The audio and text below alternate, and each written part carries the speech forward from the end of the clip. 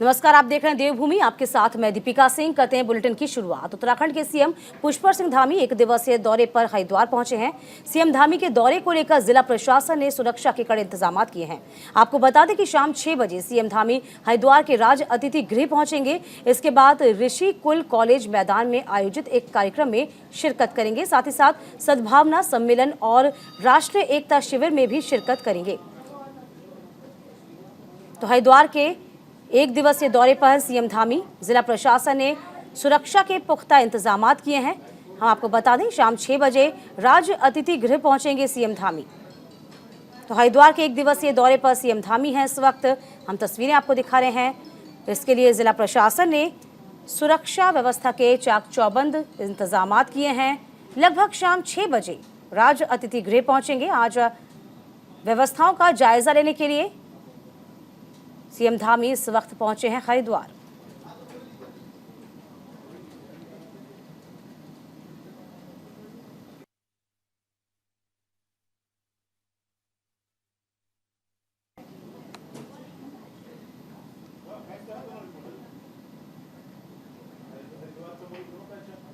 तमाम जानकारी के साथ हमारे संवाददाता संजय इस वक्त जुड़े हुए हैं। संजय, एक दिवसीय दौरा है पुष्कर सिंह धामी का, कितना मुख्य है ये दौरा और इसके साथ साथ क्या कुछ आज का दिन बेहद खास रहने वाला है?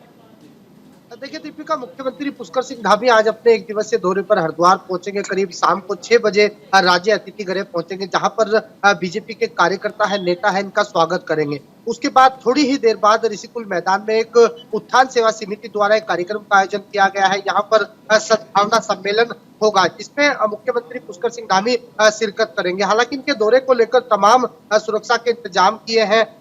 जिला अधिकारी विनय शंकर पांडे ने स्थलीय निरीक्षण किया है, क्योंकि इस कार्यक्रम की शुरुआत कई दिनों पहले से ही हो रही थी। हालांकि जो आध्यात्मिक गुरु है, कैबिनेट मंत्री सतपाल महाराज है, उनके द्वारा सद्भावना सम्मेलन का आयोजन किया जा रहा है। इस कार्यक्रम को लेकर तमाम तैयारियां पूरी कर ली गई है। साथ ही इसके आपको बता दें, मुख्यमंत्री पुष्कर सिंह धामी राष्ट्रीय एकता कार्यक्रम में भी शिरकत करेंगे। इसमें भारतीय जनता पार्टी के कार्यकर्ता, स्थानीय विधायक, तमाम नेता भी मौजूद रहेंगे। इसके अलावा मुख्यमंत्री पुष्कर सिंह धामी अधिकारियों के साथ बैठक भी कर सकते हैं, क्योंकि चारधाम यात्रा महज अब कुछ ही समय शेष बचा है। इसको लेकर भी तमाम तैयारियों का जायजा ले सकते हैं, क्योंकि चारधाम यात्रा को दिव्य और भव्य बनाने का लगातार मुख्यमंत्री पुष्कर सिंह धामी प्रयास कर रहे हैं। दीपिका, बिल्कुल, तो चारधाम यात्रा को लेकर इस वक्त सीएम खुद बेहद सक्रिय हैं और तस्वीरें भी हम देख पा रहे हैं। इसके अलावा जिस तरीके से आप बता रहे हैं, कार्यक्रम की बात कर रहे हैं, कब से कार्यक्रम शुरू हो जाएगा और तमाम जो गणमान्य अतिथि हैं, कौन कौन से बड़े चेहरे इसमें शिरकत कर पाएंगे बीजेपी के? 6 बजे इस कार्यक्रम की शुरुआत हो जाएगी। हालांकि जो अतिथि है वो उनका पहुंचने का सिलसिला है वो शुरू हो गया है, क्योंकि इसमें नेपाल के जो पर्यटन मंत्री है, तमाम जो स्थानीय विधायक है, कई कैबिनेट मंत्री है, वो इस कार्यक्रम में पहुंचेंगे, जिसको लेकर तमाम जो प्रशासनिक तैयारियां है वो भी पूरी हो गई है, क्योंकि एक बड़ा दिव्य और भव्य यहाँ पर कार्यक्रम किया जा रहा है। इसके अलावा जो अधिकारी है वो भी तमाम यहाँ पर पहुंच रहे हैं, तैयारियां पूरी कर रहे हैं। हालांकि सुरक्षा के लिहाज से भी तमाम इंतजाम पूरे कर लिए गए हैं। दीपिका, बिल्कुल। इसके अलावा संजय, जिस तरीके से आप बता रहे हैं कि चारधाम यात्रा शुरू होने वाली है और जाहिर सी बात है देश विदेश के सैलानी भी यहाँ होते हैं, और इसी के साथ साथ किस तरह से ध्यान रखा जा रहा है, क्योंकि खुद तो यहाँ पर सीएम तत्पर है ही, लगातार दौरे कर रहे हैं। तमाम आला अधिकारियों की बात कर ली जाए, वो कितने सक्रिय नजर आ रहे हैं आपको? देखिए दीपिका, चारधाम यात्रा को दिव्य और भव्य बनाने के लिए लगातार उत्तराखंड सरकार प्रयास कर रही है। यही वजह है तमाम बैठकें की जा रही है और बैठक में तैयारियों का जायजा लिया जा रहा है। हालांकि चारधाम यात्रा से पहले जिस तरह उत्तराखंड में लगातार ही कोरोना दस्तक दे रहा है, कोरोना महामारी से लोग घबराए हुए हैं, उसको लेकर भी स्वास्थ्य महकमे की ओर से कई इंतजाम किए हैं। क्योंकि खुद जो स्वास्थ्य मंत्री धन सिंह रावत है, उन्होंने जायजा लिया था, क्योंकि चारधाम यात्रा में जो भारी संख्या में श्रद्धालु होते हैं, पर्यटक होते हैं, वो हरिद्वार का रुख करते हैं। हालांकि आस्था का केंद्र भी हरिद्वार को कहा जाता है और चारधाम यात्रा का प्रवेश द्वार भी हरिद्वार को ही कहा जाता है, क्योंकि यहीं पर से आस्था की डुबकी लगाने के बाद जो श्रद्धालु होते हैं चारों धामों की शुरुआत करते हैं। इसी के लिहाज से स्वास्थ्य महकमे के सामने भी एक बड़ी चुनौती है, क्योंकि हम लगातार देख रहे हैं कि कोरोना के बढ़ते मामलों को देखते हुए स्वास्थ्य महकमा पूरी तरह अलर्ट दिखाई दे रहा है। दीपिका, जाहिर सी बात है हरिद्वार मुख्य केंद्र है आस्था का भी। संजय, बहुत शुक्रिया, आप का जानकारी देने के लिए। इसी बीच आपको बता दें कि मुख्यमंत्री पुष्कर सिंह धामी के कनक चौक देहरादून में देश के पहले सीडीएस जनरल पद्म विभूषण विपिन रावत की प्रतिमा और स्मारक स्थल का लोकार्पण किया है। इस दौरान मुख्यमंत्री ने कहा है कि जनरल विपिन रावत की स्मृति को चिरस्थायी बनाए जाने के लिए प्रदेश की किसी बड़ी परियोजना का नाम उनके नाम पर रखा जाएगा। वहीं उन्होंने ये भी कहा कि भव्य प्रतिमा और स्मारक स्थल जनरल विपिन रावत के शौर्य, अदम्य साहस और वीरता का संस्मरण कराने के साथ ही युवाओं को प्रेरणा देने का काम भी करेगा। सीडीएस जनरल रावत की प्रतिमा और स्मारक स्थल का निर्माण एमडीडी की ओर से लगभग 50 लाख की लागत से किया गया था। वहीं कार्यक्रम में मुख्यमंत्री ने सीडीएस जनरल विपिन रावत को श्रद्धांजलि अर्पित करते हुए कहा कि विपिन रावत की आकस्मिक मृत्यु से देश को जो अपूर्णीय क्षति पहुंची है उसकी भरपाई कभी संभव नहीं। ये भी कहा कि उत्तराखंड सैन्य बाहुल्य प्रदेश है और भारतीय सेना के गौरवमय इतिहास में उत्तराखंड के सैनिकों का विशिष्ट योगदान है।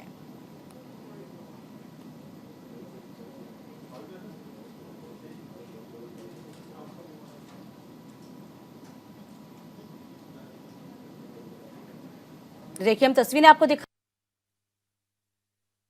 भारतीय सेना के गौरव थे, उत्तराखंड की माटी के लाल थे और उनकी प्रतिमा उनके नाम से यहाँ पर होना कहीं न कहीं आने वाले समय में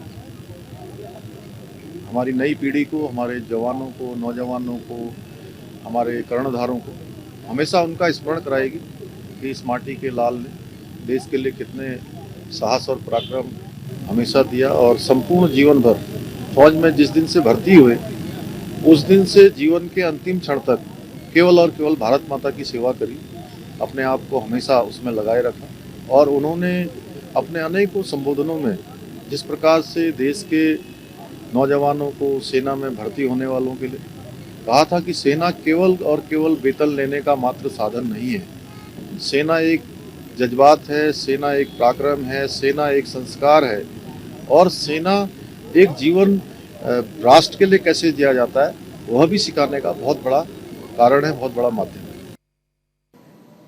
और इसी बीच कोरोना के बढ़ते मामलों ने चिंता को बढ़ा दिया है। उत्तराखंड में कोरोना संक्रमण के मामलों में रोजाना बढ़ोतरी देखने को मिल रही है। 10 जिलों में 108 नए संक्रमित मरीज भी मिले हैं, जबकि राजकीय दून मेडिकल कॉलेज में भर्ती एक संक्रमित की मौत भी हुई है। सक्रिय मरीजों की संख्या 283 हो गई है। स्वास्थ्य विभाग की रिपोर्ट के मुताबिक प्रदेश में कुल 592 सैंपल्स की जाँच की गई है। इसमें से 108 लोग कोरोना संक्रमित पाए गए हैं। तो फिलहाल आपको बता दें, कोरोना के बढ़ते मामलों ने चिंता बढ़ा दी है। इसी के मद्देनजर 10 जिलों में 108 नए मामले चिन्हित किए गए हैं। बड़ी बात यह है कि कोरोना के चलते एक मरीज की मौत भी हो गई है। तो कुल मिलाकर देखी जाए 283 सक्रिय मरीजों की संख्या इस वक्त दर्ज की जा रही है। लेकिन कोरोना जिस तरीके से पैर पसार रहा है, इसको लेकर स्वास्थ्य मंत्रालय भी लगातार एडवाइजरी जारी कर चुका है। मॉक ड्रिल की बात कही गई है, मॉक ड्रिल भी हो चुकी है पूरे देश में। इसके बावजूद आपको बता दें कि जो संख्या है वो लगातार बढ़ती जा रही है। लोगों से भी लगातार अपील की जा रही है कि सार्वजनिक क्षेत्रों में वो यदि जाते हैं, क्षेत्र में जाते हैं, तो मास्क का प्रयोग जरूर करें।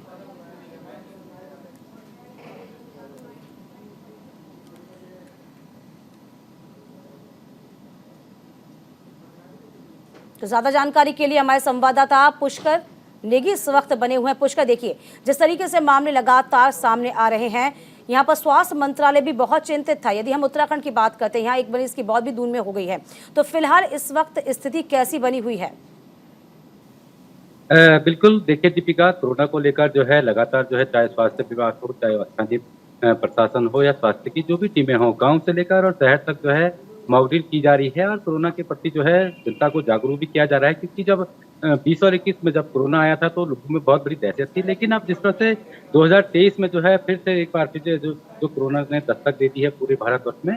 अगर मैं उत्तराखंड की बात करूं दीपिका, तो उत्तराखंड में लगातार जो है पिछले 10 जो हमारे जिले हैं, चाहे वो चमोली हो गया, रुद्रप्रयाग हो गया या टिहरी, उत्तरकाशी, आपका देहरादून, हरिद्वार, तमाम सारे जिलों में जो है प्रत्येक दिन जो है कोरोना के केसेज जो है बढ़ते जा रहे हैं। अगर पूरे उत्तराखंड की अगर बात करी जाए तो 108 मामले इस समय संक्रमित हैं, जिनको 108 का जो इलाज चल रहा है। और यदि सैंपलों की बात करी जाए तो 500 से ऊपर के जो मरीज हैं उनके सैंपल जो है जगह जगह लिए जा रहे हैं। चाहे आप अगर मैं जनपद चमोली की बात करूँ तो गौचर में एक बैरियर है, यहाँ पे जो है यात्री का जो है इसके साथ हम यात्रा भी प्रारंभ होने वाली है। जो लोग इस समय क्योंकि व्यवसाय से जुड़े लोग जो है दिल्ली, बम्बई, कलकत्ता या महाराष्ट्र या आपका जो है नोएडा या गाजियाबाद से जो है पहाड़ों को रुक कर रहे हैं, तो इनका जो है चेकअप किया जा रहा है, चाहे ऋषिकेश से लेकर हो, चाहे हरिद्वार से लेकर हो, तमाम सारे सैंपल यहाँ पे लिए जा रहे हैं। हालांकि उत्तराखंड में जिस तरह से 108 मामले सक्रिय हैं, इनमें से सैंपल लेने के लिए जो है स्वास्थ्य विभाग जो है लगातार मॉनिटरिंग कर रहा है। पुष्कर देखिए, मामले लगातार बढ़ते जा रहे हैं। सवाल यह है कि आने वाले दिनों में चारधाम यात्रा भी शुरू होने वाली है। इसको लेकर सीएम खुद तत्पर हैं, तैयारियों का जायजा लेते जा रहे हैं। अब ऐसे में चुनौती दोगुनी हो जाती है। एक तो कोरोना के मामलों को रोकना भी है, चारधाम यात्रा शुरू भी करनी है, तो यहाँ पर चुनौती दुगनी है, तो दुगनी रफ्तार में काम भी करना होगा। पुष्कर बिल्कुल बिल्कुल, देखिए दीपिका, आपने सही कहा कि स्वास्थ्य विभाग को जो है डबल काम करना पड़ेगा, क्योंकि जब टेस्टिंग होगी, टेस्टिंग के बाद जब सैंपल लिए जाएंगे, उसके बाद टेस्टिंग होगी, तो दोनों चाहे रैपिड हो चाहे आपका तमाम सारे, क्योंकि अब चारधाम यात्रा में कुछ ही समय बचा हुआ है। इसको लेकर उत्तराखंड सरकार तो लगातार चारधाम यात्रा को भव्य और मुख्य भव्य रूप बनाने में जुड़ी हुई है। लेकिन जिस तरह से कोरोना के जो मामले लगातार सामने आ रहे हैं, इनको लेकर स्वास्थ्य विभाग की जो चिंताएं जरूर बढ़ी हैं।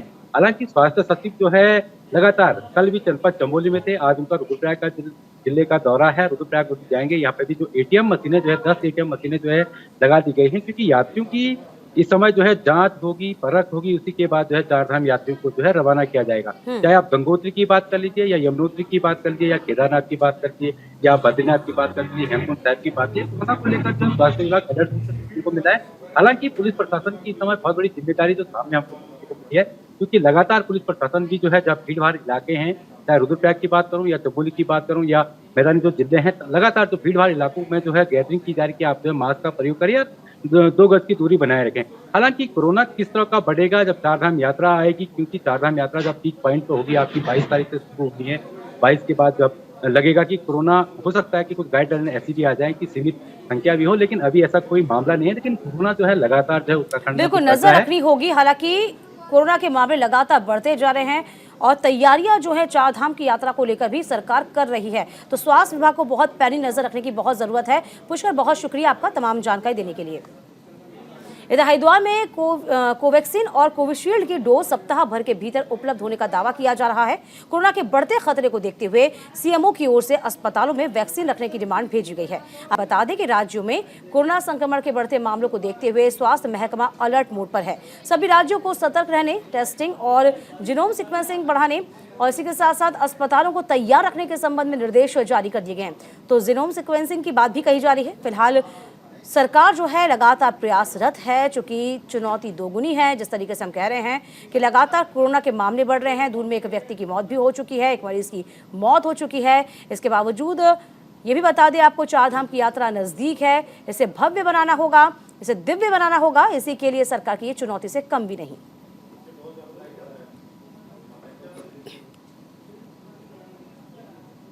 इधर लक्सर में अग्निशमन विभाग ने शहीद दिवस मनाया और इस दौरान फायर सर्विस कर्मचारी ने लोगों को जागरूक करने के लिए परेड का आयोजन किया है। इसमें सभी शहीदों को पुष्प अर्पित कर श्रद्धांजलि अर्पित की गई। शहीदी दिवस को लेकर फायर अधिकारी मेहताब अली ने बताया है कि सप्ताह शहीद सप्ताह के रूप में मनाया जाता है। 1946 में फायर कंपनी के 60 से ज्यादा कर्मचारी अग्नि दुर्घटना में एक साथ शहीद हुए थे। उनकी याद में ये सप्ताह मनाया जाता है।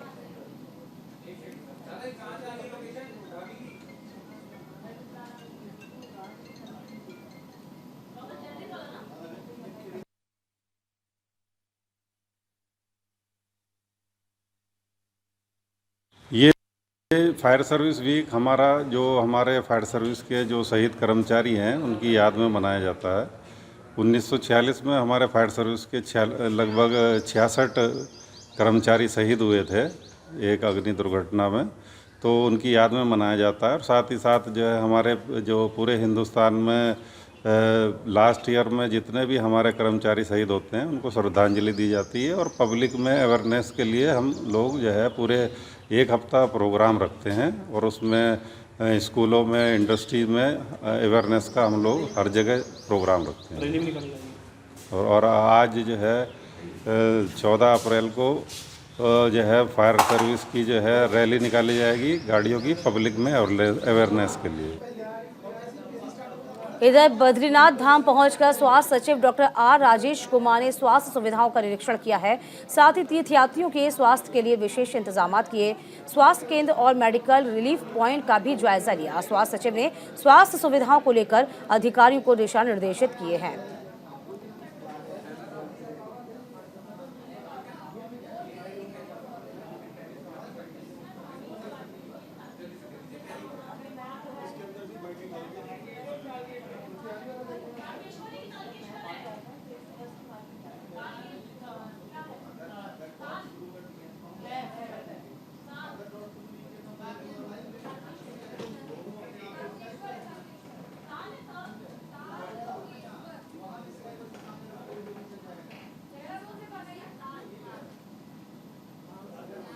चलिए आपको सीधे लिए चलते हैं तारकेश्वर, जहां पर इस वक्त सीएम धामी पहुंचे हुए हैं। सुंदरकांड का कार्यक्रम चल रहा है जहां वो शिरकत कर रहे हैं। देखिए तस्वीरें भी सामने आ रही हैं जहां पर इस वक्त सुंदरकांड के पाठ में इस वक्त पहुंचे हुए हैं पुष्कर सिंह धामी, तारकेश्वर में पहुंचे हुए हैं।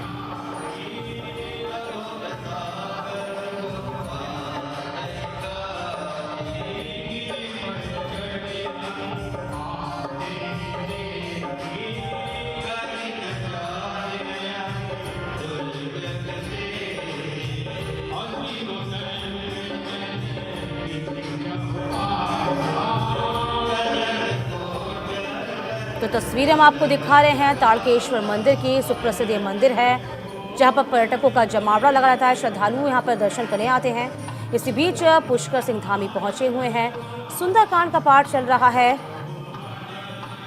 और इसी बीच सुंदरकांड का पाठ करते हुए आपको सीएम पुष्कर सिंह धामी नजर आ रहे हैं। हम तस्वीरें, सीधी तस्वीरें आपको दिखा रहे हैं। इन तस्वीरों के जरिए आप समझ पाएंगे किस तरीके से पुष्कर सिंह धामी पहुंचे हुए हैं तारकेश्वर मंदिर, जो सुप्रसिद्ध मंदिर है उत्तराखंड का। इस मंदिर में पहुंचे हुए हैं और यहां पर सुंदरकांड पाठ का आयोजन किया जा रहा है।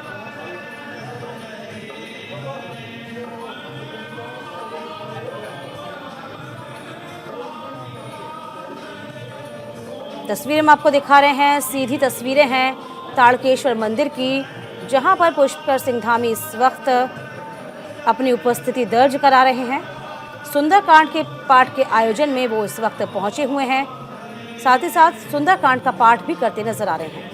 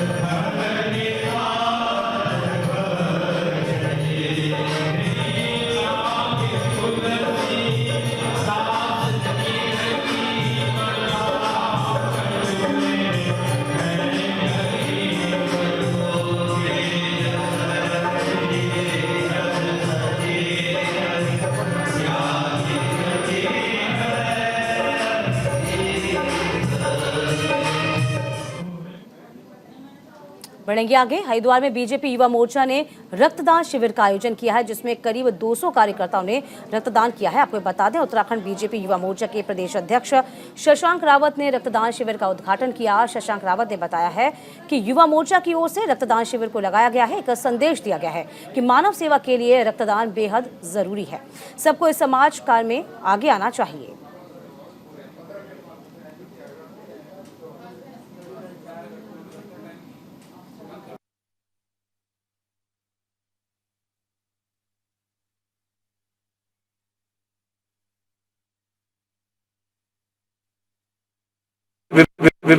विभिन्न कार्यक्रम है, स्वच्छता का भी है, ब्लड डोनेशन का भी है, हमारे सहभोज का भी कार्यक्रम है। तो ये लगातार पूरा एक सप्ताह, जब से भारतीय जनता पार्टी का स्थापना दिवस था तब से लेकर, तो उसी के निमित्त ये सारे कार्यक्रम लगभग हर मंडल में आयोजित किए जा रहे हैं। देखिए, युवा मोर्चा के कार्यकर्ता लगातार विभिन्न कार्यक्रमों में उपस्थिति दर्ज करते हैं। हमारा एक सामाजिक दायित्व भी बनता है कि किस प्रकार खून की कमी कई प्रकार की बीमारियां और दूरियां कम करती हैं। तो उसी के निमित्त हम एक संवेदनशील मोर्चा होने के भी कारण हमारे विभिन्न दायित्व होते हैं, तो उसी दायित्व का निर्वहन करते हुए हम ये कैंप का आयोजन करें। इधर बेरीनाग में पौराणिक, व्यापारिक और सांस्कृतिक थल मेला महोत्सव सांस्कृतिक कार्यक्रमों की धूम मची हुई है। महोत्सव की शाम लोक कलाकारों ने अपनी शानदार प्रस्तुति से दर्शकों को देर रात्रि तक बांधे रखा है। दर्शकों की डिमांड पर लोक कलाकारों ने एक से बढ़कर एक सुंदर कार्यक्रम प्रस्तुत किए। महोत्सव में महिलाओं की प्रस्तुति विशेष आकर्षण का केंद्र रही। कुमाऊनी लोक गायक माया उपाध्याय के लोक संगीत सुनकर वहां मौजूद सभी दर्शक थिरकने पर मजबूर हो गए हैं। वहीं कार्यक्रम में पहुंचे सांसद अजय टमटा ने कहा है कि मेला महोत्सव हमारी लोक संस्कृति की पहचान है। ये मेला पौराणिक के साथ साथ ऐतिहासिक भी है। मेले में सरकार की ओर से सहयोग किया जाएगा। क्योंकि थल मेला अपने आप में एक बहुत पौराणिक मेला है हमारे पूर्वजों के द्वारा, चाहे वो संस्कृति को बचाने के लिए है, चाहे व्यवसाय को देखते हुए, चाहे घर की जो आम जरूरत है, उस मेले में विभिन्न जो हमारे हस्तशिल्प हैं, जो हमारे शिल्पकार हैं, जो लोग स्थानीय आधार पे जो भी काम करते हैं उस इधर लक्सर में रेलगाड़ियों को स्टॉपेज की मांग को लेकर किसान यूनियन प्लेट ने, आपको बता दें कि व्यापारियों का समर्थन किया है। धरने के चौथे दिन किसान यूनियन पटेल के राष्ट्रीय अध्यक्ष चौधरी कीरत सिंह भी धरना स्थल पर पहुंचे हैं। व्यापार मंडल पदाधिकारियों से खुलकर बातचीत की है, समर्थन किया है। इस दौरान सरकार को चेतावनी भी दी, अगर उनकी मांगें पूरी नहीं हुई तो बड़ा आंदोलन किया जाएगा। प्रशासन को भी पता, शासन को भी पता, मैं चेतावनी देना चाहता हूं। अगला कदम क्या होगा इससे ही बहुत अच्छी तरह समझ लो। और जब मैं घोषणा करता हूं धरना इनका, जैसा भूख हड़ताल की इन्होंने घोषणा कर रखी, ये तो इनका धरना, लेकिन मेरा अपना समर्थन हो और समर्थन मैं देता हूं सच्चे मन से। ऐसा समर्थन नहीं देता मैं। जिस दिन कदम उठाऊंगा नाक में दम कर दूंगा, सोने नहीं दूंगा बिल्कुल भी। प्रशासन उस दिन यहाँ होगा, वहाँ नहीं होगा, थाने में या तहसील में एसडीएम और वो यहाँ पाओगे। मेरे आंदोलन पहले भी देख रखे। बस यही मेरा कहना, इसे ज़्यादा ना समझ का, बहुत कम समझे। तो जसवीर हमारे संवाददाता इस पूरी खबर पर नजर बनाए हुए हैं। जसवीर देखिए, लगातार यहाँ पर आंदोलन के मूड में नजर आ गए हैं। जरा जानकारी दीजिए कि क्या कुछ कहना उनका आगे है और कब तक लगता है ट्रेन स्टॉपेज को लेकर उनकी मांग आगे जारी रहेगी।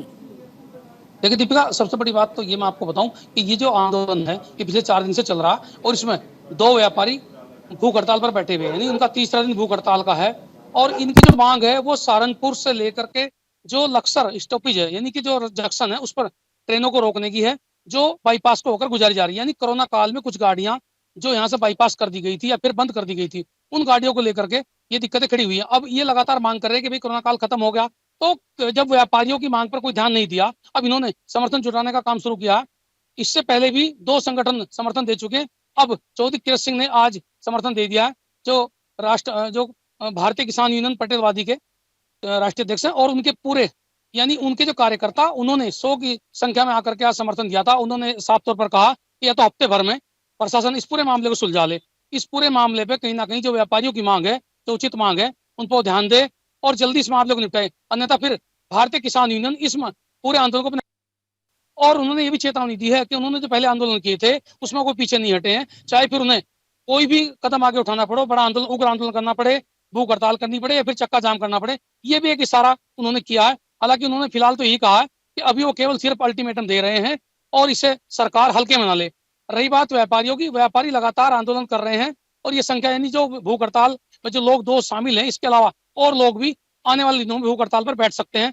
हालांकि प्रशासन इस पर नजर बनाए हुए है। अभी जो लोग भूख हड़ताल पर बैठे उनकी डॉक्टरी भी कराई गई है और उनके स्वास्थ्य में जो गिरावट आई है उसे लेकर भी कहीं ना कहीं प्रशासन चिंतित तो है। लेकिन रेल प्रशासन की तरफ से अभी तक कोई पहल, कोई किसी प्रकार का प्रस्ताव, किसी प्रकार की बातचीत नहीं हो पाई है, जिसे लेकर के पूरा आक्रोश व्यापारियों और किसानों में बढ़ रहा है। और ये आंदोलन कहीं जन आंदोलन ना बन जाए, ये भी कहीं ना कहीं सोचने की बात होगी, क्योंकि अभी तो केवल सिर्फ 3-4 संगठन मिलकर के इस आंदोलन को चला रहे हैं। आने वाले दिनों में यदि भारतीय किसान यूनियन पूरी तरह से इसमें जुट जाती है तो फिर एक देखने वाली बात होगी कि आंदोलन कितना बड़ा आंदोलन होगा और शासन प्रशासन को भी इसके बारे में समझने की जरूरत है